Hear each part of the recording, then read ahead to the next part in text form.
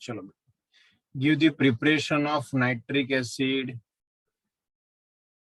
सबसे पहले laboratory preparation, तो NaNO3, KNO3 कोई भी ले लो, पोटेशियम नाइट्रेट या sodium nitrate, react with H2SO4। याद रखना, कॉन्सेंट्रेटेड H2SO4 के साथ रिएक्शन होगी, क्या मिलेगा? तो यहां से एक H निकाल दो, NO3, तो HNO3 हो गया। बाकी NaHSO3, sodium hydrogen sulphate. Okay, तो ये लेबोरेटरी में प्रिपरेशन हो गई नाइट्रिक एसिड की। एक इंडस्ट्रियल प्रिपरेशन की बात करें तो this is most important, Oswald process. 2 marker में अभी ये क्वेश्चन भी आ सकता है, याद रखना। ओसवाल्ड प्रोसेस MCQ के लिए भी इंपॉर्टेंट। ओसवाल्ड प्रोसेस किसके लिए? तो नाइट्रिक एसिड की प्रिपरेशन के लिए। तो 4 mole of NH3, NH3 react with O2, oxygen, in the presence of platinum, rhodium gang, मतलब impurity, 500 Kelvin temperature and 9 bar pressure। क्या मिलेगा? NO and H2O 45 46। याद रखो भाई, NH3 react with O2, तो उसमें सबसे पहले आपको नाइट्रिक ऑक्साइड NO मिलेगा, NONH2O, NONH2O ये मिलेगा। अब NO जो नाइट्रिक ऑक्साइड होगा, फिर से उसकी ऑक्सीजन के साथ रिएक्शन होगी NO की, तो उसमें NO2 मिलेगा आपको, NO plus O2, NO2, NO plus O2 क्या मिलेगा? NO2, NO plus O2 gives NO2। चलो, उसके बाद NO2 जो है उसकी फिर से H2O के साथ रिएक्शन करो, तो आपको लास्ट में मिलेगा HNO3 NO। ओके, फिर से एक बार, सबसे पहले NH3 ammonia react with O2, क्या मिलने वाला है वो याद रखो भी, NO मिलेगा।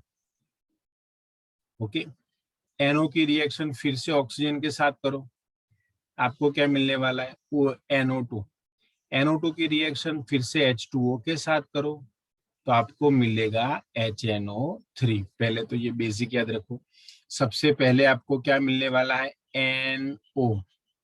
ओके, उसके बाद NO2, उसके बाद आपको मिलेगा HNO3, NO2 and HNO3। Most important reaction, याद रखना भैया। अब ये जो लास्ट में जो HNO3 मिलेगा, ये HNO3 वो 68% कॉन्सेंट्रेशन वाला ही होगा, ये बाय मास 68% W/W होगा। अब इसको 98% में कन्वर्ट करने के लिए क्या करना पड़ेगा? तो dehydration reaction with concentrated H2SO4, sulphuric acid के साथ रिएक्शन करो, तो आपको क्या मिलेगा? 98% HNO3। चलो भी हो गया, MCQ के लिए भी इंपोर्टेंट, फिर से देख लो। NH3 ammonia react with O2, तो आपको क्या मिलेगा? NO। क्या मिलेगा? सबसे पहले NO प्लस H2O। अब NO जो मिला उसकी रिएक्शन आप फिर से O2 के साथ करो, तो आपको क्या मिलेगा? NO2। NO2 मिला, NO2 की रिएक्शन फिर से आप करो H2O के साथ, क्या मिलेगा? HNO3। तो याद रखना, NH3 में से पहले NO मिलेगा, NO में से NO2 मिलेगा, NO2 में से HNO3। ओके, अब ये जो लास्ट में मिलेगा नाइट्रिक एसिड, वो 68% W/W कॉन्सेंट्रेशन होगी उसकी। 98% करने के लिए क्या करना पड़ेगा? React with concentrated H2SO4। Okay, तब जाके आपको मिलेगा 68 में से 98% HNO3। चलो, फिजिकल प्रॉपर्टी की बात करते हैं, तो गैसियस स्टेट में होगा भाई, प्लेनर मॉलिक्यूल है, आप डायग्राम में भी देख सकते हो भाई। ये बॉन्ड लेंथ नहीं करनी है, याद रखो। ओके, चलो, उसके बाद कलरलेस लिक्विड, उसमें फ्रीजिंग पॉइंट बॉइलिंग पॉइंट दिया हुआ है, वो नहीं करना है, याद नहीं रखो। लेबोरेटरी ग्रेड नाइट्रिक एसिड 68% होता है, लैब में जो यूज करते हैं वो, बाय मास स्पेसिफिक ग्रेविटी याद रखो भाई 1.504। चलो अब केमिकल प्रॉपर्टी, हमें मालूम है भाई ये स्ट्रॉन्ग एसिड है, स्ट्रॉन्ग एसिड है तो क्या मिलेगा, H plus NO3 minus, okay, H plus and NO3 minus, 100% ionisation होगा, ओके याद रखो। चलो अब एक और मोस्ट इंपोर्टेंट, देखो भाई concentrated nitric acid is strong oxidising agent, भाई याद रखो ये strong oxidising agent like HNO3 and H2SO4 and attack most of the metals such as gold and platinum. Okay, the product of oxidation depend upon the concentration of the acid. अब देखो भाई ये most important reaction दोनों की दोनों, Cu copper, अब उसकी dilute HNO3 and concentrated HNO3 के साथ रिएक्शन होती है। देखो भाई कॉपर रिएक्शन दोनों सेम टू सेम है, कॉपर कॉपर HNO3 क्या मिलेगा, कॉपर नाइट्रेट H2O सब मिला। एक ही बात अलग है, यहाँ पे NO मिलेगा, यहाँ पे NO2 मिलेगा, क्यों, तो वो भी आप देख सकते हो, यहाँ पे मैंने डाइल्यूट लिया हुआ है, यहाँ पे कॉन्सेंट्रेटेड लिया हुआ है, ओके। बाकी रिएक्शन ऑलमोस्ट सेम ही है, ओके। मेटल जो होगी, देखो भाई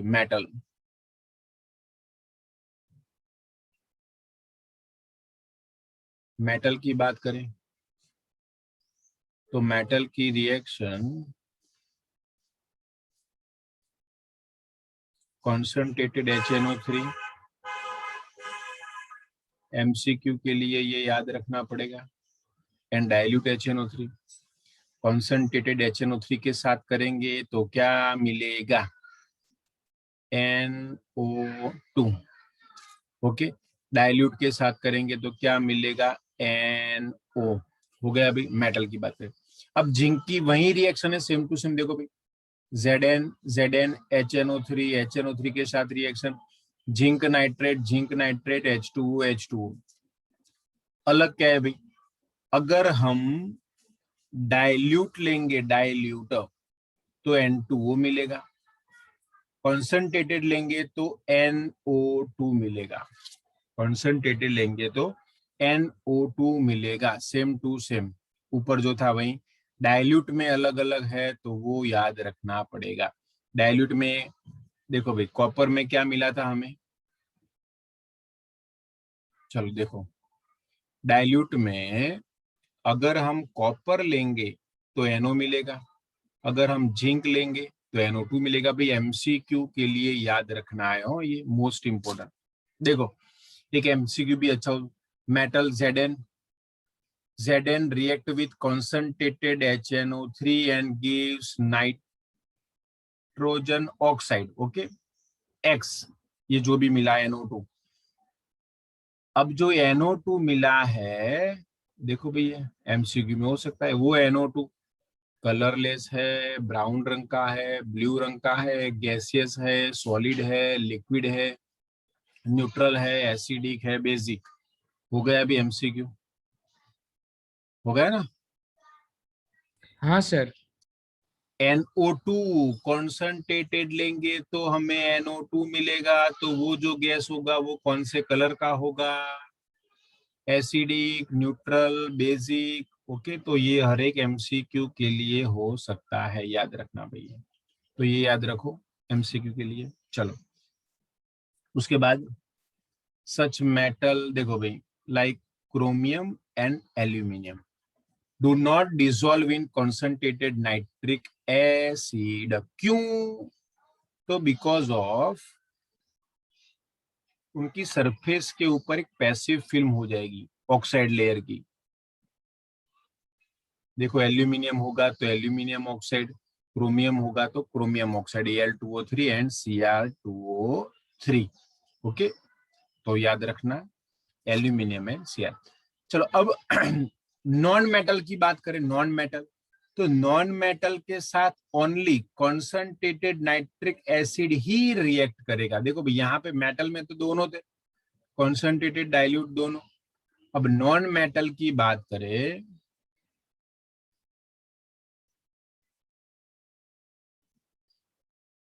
देखो नॉन मेटल में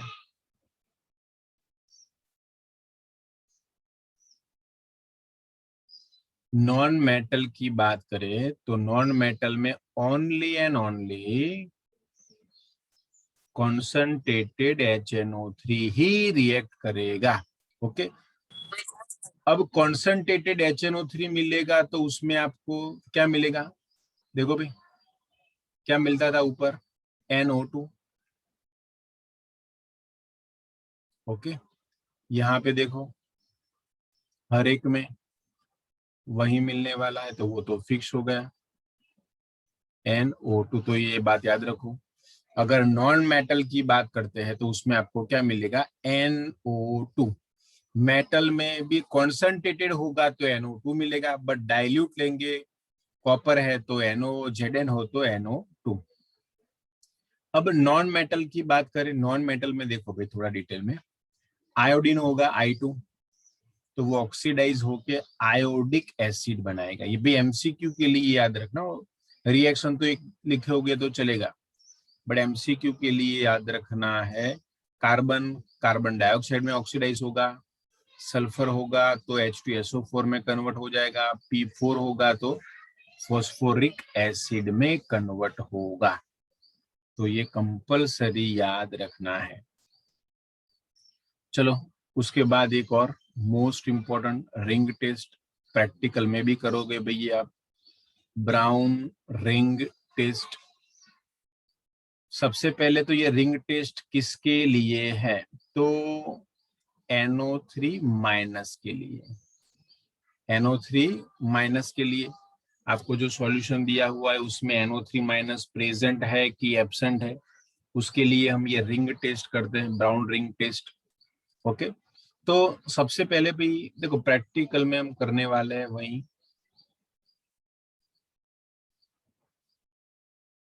टेस्ट ट्यूब ले ली। टेस्ट ट्यूब में जो सॉल्यूशन होगा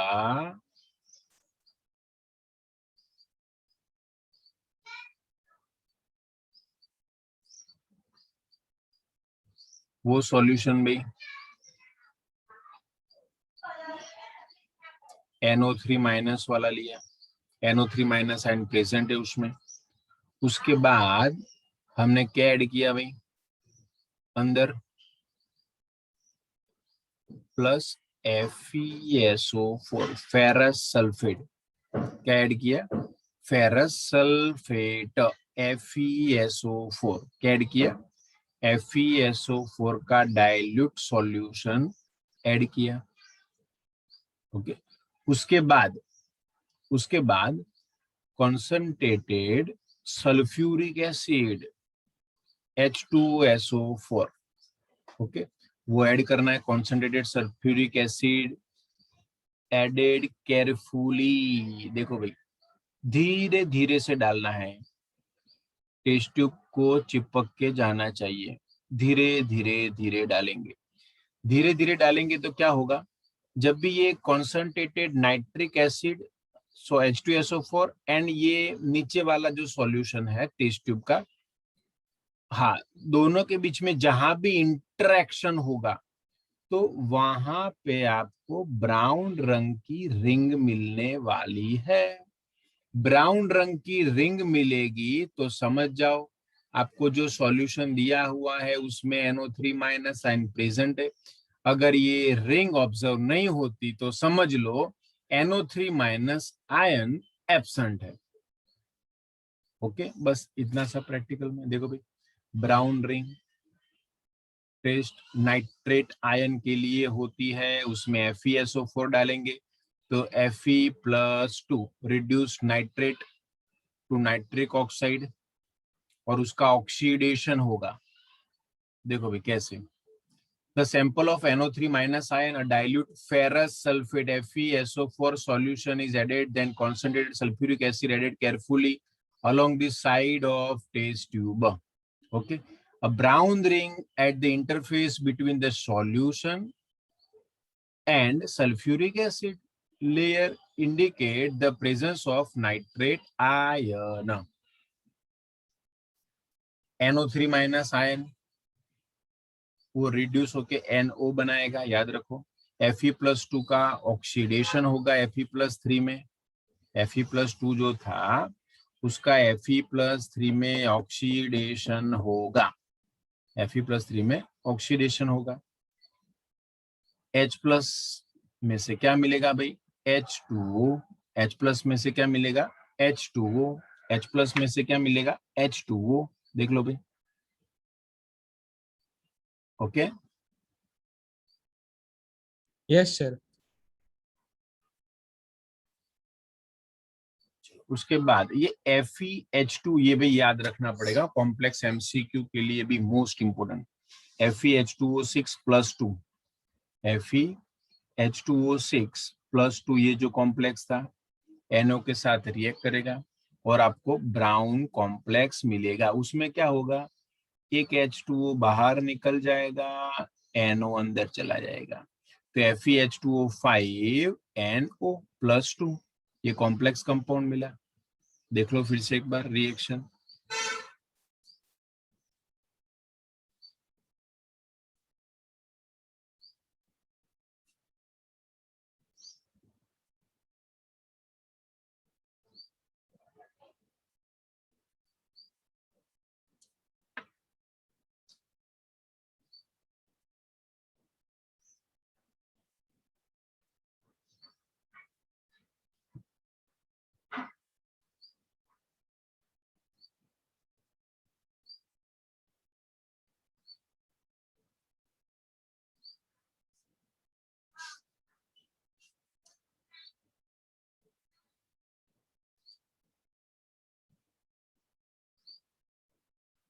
Fe+3 NO3 माइनस में से NO मिलेगा, Fe+2 में से Fe+3 मिलेगा, H+ में से H2O मिलेगा. ओके, ऐसे याद रखो. और कॉम्प्लेक्स याद रखो FeH2O6+2 प्लस NO.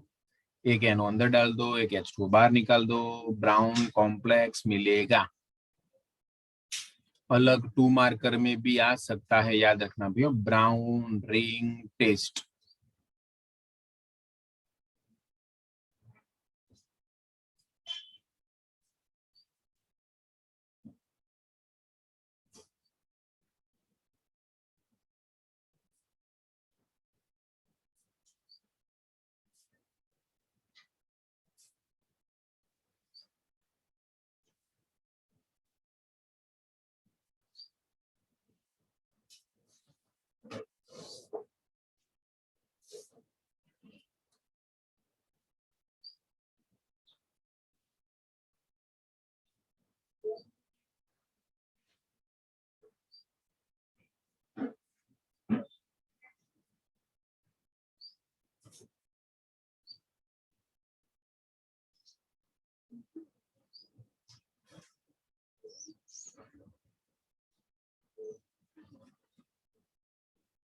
चलो हो गया. हाँ sir. Uses of nitric acid. Ammonium nitrate manufacture fertiliser के लिए. अदर नाइट्रेट ऑफ यूज याद रखना भी. Explosive, pyrotechnic, nitro compound such as nitroglycerine, tri nitrotoluene तो याद रखना TNT. Okay, prepared from HNO3. Also used in the picking of stainless steel, etching of metal and oxidizer in rocket fuel. भी याद रखने पड़ेंगे ये सब सारे. चलो अब फॉस्फोरस. सबसे पहले allotropes of phosphorus. Okay, allotropes of phosphorus, white, red and black. White, red and black. सबसे पहले व्हाइट फॉस्फोरस की बात करते हैं। तो white phosphorus translucent, non transparent होगा वो। व्हाइट वैक्सी सॉलिड, ओके, पॉइजनस है, insoluble in water but soluble in carbon disulphide. Carbon disulphide की फॉर्मूला क्या होगी बेटे? कार्बन डाइसल्फाइड की formula, sir CS2। Very good, CS2 याद रखना। And glow in the dark, okay, अंधेरे में भी चमकने वाला ये white phosphorus, okay. Dissolve in boiling with NaOH solution in an inert atmosphere giving PH3। PH3 का नाम फॉस्फीन, याद रखो, आएगा अभी। ये डायग्राम है P4 का भाई। P4 plus 3NaOH plus 3H2O gives PH3 phosphine plus 3NaH2PO2 भाई, नाम के साथ याद रखो, इंपोर्टेंट, NaH2PO2। हर एक बच्चा यहाँ पे गलती करता है ये लिखने में, फॉर्मूला अलग लिख देता है। NaH2PO2 NaH2PO2 NaH2PO2, sodium hypophosphite, sodium hypophosphite, preparation of PH3, preparation of PH3। White phosphorus sir जो है, यस, सर जो P4 का जो डायग्राम है सर, उसमें जो वर्टिकल लाइन है वो मीन्स डॉटेड का मतलब क्या है, वहां पे बॉन्ड है कि नहीं? है ये 3D में होगा तो ये इसीलिए ऐसे डॉटेड बताया है। ये ओके सर। 3D में जब हम टेट्राहेड्रल हम ड्रॉ करते हैं तो ऐसे ही ड्रॉ करते हैं ना, हाँ पता सर। चला? हाँ, इसीलिए ऐसे ड्रॉ किया है। बॉन्ड तो हर एक के बीच में होगा। लेस स्टेबल है, therefore more reactive. More reactive क्यों है बेटे? तो ये जो P4 बॉन्ड है सबके, तो उसमें क्या होना चाहिए भी? यहाँ पे इसकी p ऑर्बिटल होती है, ये देखो ये रही, इसकी p ऑर्बिटल होगी, इसकी p ऑर्बिटल होगी। तो ये दोनों के बीच में बॉन्ड एंगल हो वो 60 का है। होना चाहिए कितना? 90 का। देखो भी ऐसे होना चाहिए। हेड टू हेड ओवरलैपिंग होना चाहिए। हेड टू हेड ओवरलैपिंग होगा तो बॉन्ड एंगल हमें 90 का मिलेगा। बट यहाँ पे हेड टू हेड ओवरलैपिंग नहीं होता, इसीलिए बॉन्ड एंगल कितना मिलता है? 60, याद रखो। इसीलिए इसकी स्टेबिलिटी कम है एंड रिएक्टिविटी सबसे ज्यादा है, याद रखना, रिएक्टिविटी सबसे ज्यादा। देखो भाई, under normal condition because of angular strain in P4 molecule where the angle are only 16, okay, readily catch fire with oxygen, ये रिएक्शन याद रखनी। P4 प्लस 5O2 क्या मिलेगा भाई? Tetra phosphorus dioxide P4O10। P4O10 उसका स्ट्रक्चर भी हम draw करेंगे, MCQ में आया हुआ है। उसमें कितने सिग्मा बॉन्ड कितने पाई बॉन्ड होते हैं देखेंगे लास्ट में। P4O10 tetra phosphorus dioxide, it consist to discrete tetrahedral P4 molecule. P4 ये पॉलीमेरिक स्ट्रक्चर नहीं है, एक ही मिलेगा P4। देखो रेड फॉस्फोरस जो है वो पॉलीमेरिक होगा। पॉलीमेरिक मतलब देखो भैया, कंटिन्यूअस चेन मिलेगी उसकी, तो याद रखो ये पॉलीमेरिक है रेड फॉस्फोरस। व्हाइट फॉस्फोरस जो है उसको हीट करेंगे एट 573 केल्विन।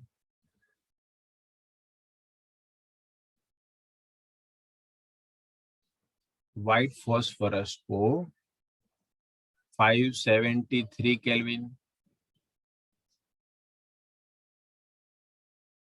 इनर्ट एटमॉस्फेयर में, ओके, आप हीट करो तो क्या मिलेगा आपको? रेड फॉस्फोरस मिलेगा।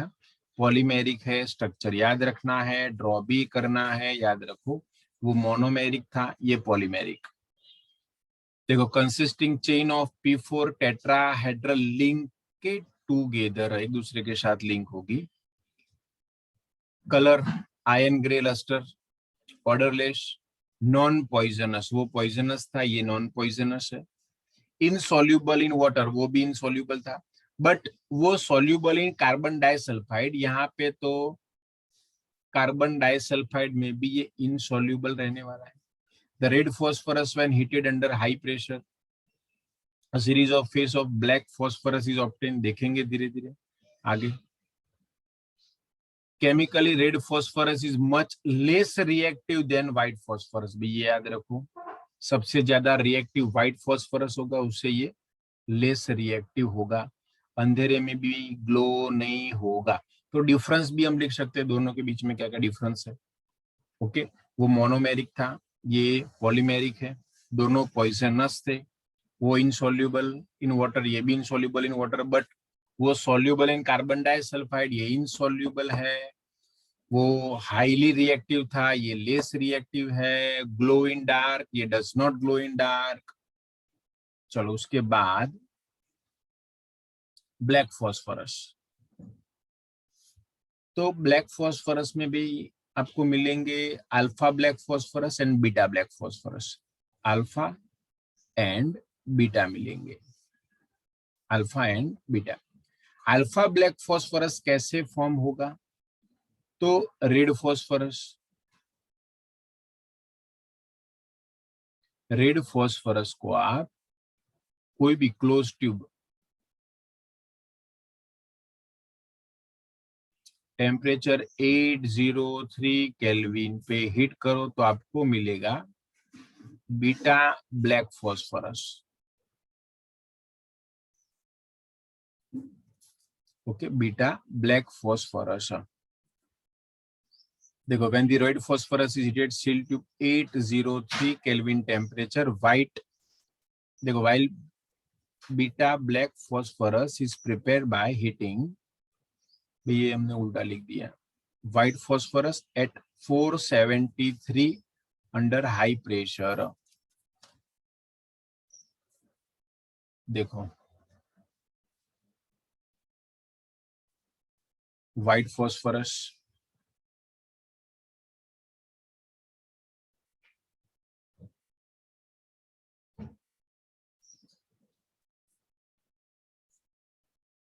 at high pressure 473 Kelvin, high pressure. यहां पे हमें मिलेगा बीटा ब्लैक. ओके, और यहाँ पे मिलेगा हमें अल्फा ब्लैक फॉस्फोरस. भाई ये सब याद रखना पड़ेगा, रिवीजन मैक्सिमम करना पड़ेगा ये चैप्टर के अंदर, याद रखना, क्योंकि अभी तो ये 15 ग्रुप है. 16 ग्रुप भी इतना लंबा और इतनी सारी reaction, physical property, chemical property. 17 group में भी ऐसा ही आने वाला है और चैप्टर बहुत ही इंपॉर्टेंट है फॉर MCQ, याद रखना. चलो, अब रेड फॉस्फोरस में से आपको अल्फा ब्लैक फॉस्फोरस मिलेगा. कैसे मिलेगा? तो 803 केल्विन टेम्परेचर पे आप हीट करो सील ट्यूब, क्लोज ट्यूब के अंदर, तो अल्फा मिलेगा. व्हाइट फॉस्फोरस को 473 केल्विन पे हाई प्रेशर पे रखो तो आपको बीटा ब्लैक फॉस्फोरस मिलेगा. अल्फा ब्लैक फॉस्फोरस इजीली सब्लिमाइज होगा एयर. अब ये भी याद रखो भैया, वो फर्स्ट चैप्टर याद करो, मोनोक्लिनिक और रोम्बोहेड्रल टाइप के स्ट्रक्चर होंगे इसमें. अल्फा ब्लैक फॉस्फोरस में does not oxidise in air. Okay, और बीटा ब्लैक फॉस्फोरस जो है वो burn in air up to 673 kelvin. तो हर एक की प्रिपरेशन और प्रॉपर्टी याद रखनी है. ओके, क्वेश्चन पूरा आ सकता है अभी. Allotropes of phosphorus, allotropes of phosphorus है इंपोर्टेंट. चलो अभी देख लेते हैं ये फॉस्फीन PH3, फॉस्फीन PH3 याद रखना भाई, जैसे NH3 होता है अमोनिया, ऐसे फॉस्फीन. कैसे मिलेगा? तो देखो, रिएक्शन इजी है, दोनों की दोनों करेंगे हम. Ca3P2 Ca3P2 react with 6H2O 6HCl, क्या मिलेगा? फॉस्फीन. अगर हम H2O लेंगे तो कैल्शियम हाइड्रोक्साइड मिलेगा, HCl लेंगे तो कैल्शियम क्लोराइड मिलेगा. याद यही रखना है. Ca3P2 कैल्शियम फॉस्फाइड, 6H2O के साथ रिएक्शन करो, 6HCl के साथ रिएक्शन करो, फॉस्फीन मिलेगा. H2O लिया है तो कैल्शियम हाइड्रोक्साइड, HCl लिया है तो कैल्शियम क्लोराइड। ओके, चलो लेबोरेटरी प्रिपरेशन तो वो रिएक्शन हमने आगे देख ली। P4 plus 3 mole of NaOH plus 3H2O क्या मिलेगा भाई? फॉस्फिन। देखो ये रहा phosphine, PH3 phosphine plus 3NaH2PO2 plus 3NaH2PO2 3NaH2PO2 भी कंपल्सरी याद रखनी है प्रिपरेशन। ओके, अगर जिसमें 3-4 प्रिपरेशन आती है उसमें आप कोई भी एक लिखोगे तो चलेगा, कोई भी 1-2 लिखोगे तो चलेगा। देखो बट ये तो बहुत ही इजी रिएक्शन है तो करनी है। अभी एक रिएक्शन देख लेते हैं। व्हेन प्योर, भाई ये नॉन इंफ्लेमेबल होगा। इंफ्लेमेबल कब होगा? तो जब P4 एंड P2H4 प्रेजेंस होगा, उसकी वेपर होगी तब। To purified from the impurities observe HI के साथ उसकी इजीली रिएक्शन होगी। देखो कैसे, तो PH3 phosphine plus hydrogen iodide, तो यहाँ पे आपको क्या मिलेगा? Phosphonium iodide, PH4I phosphonium iodide मिलेगा। फॉस्फोनियम आयोडाइड की रिएक्शन आप KOH के साथ करो इजीली, तो क्या KI मिलेगा? देखो भाई ये रहा KI, H2O plus PH3, H2O plus PH3 हो गई भैया। फोर्थ प्रिपरेशन भी देख लो एक बार शांति से। PH3 फॉस्फिन, 4 रिएक्शन है।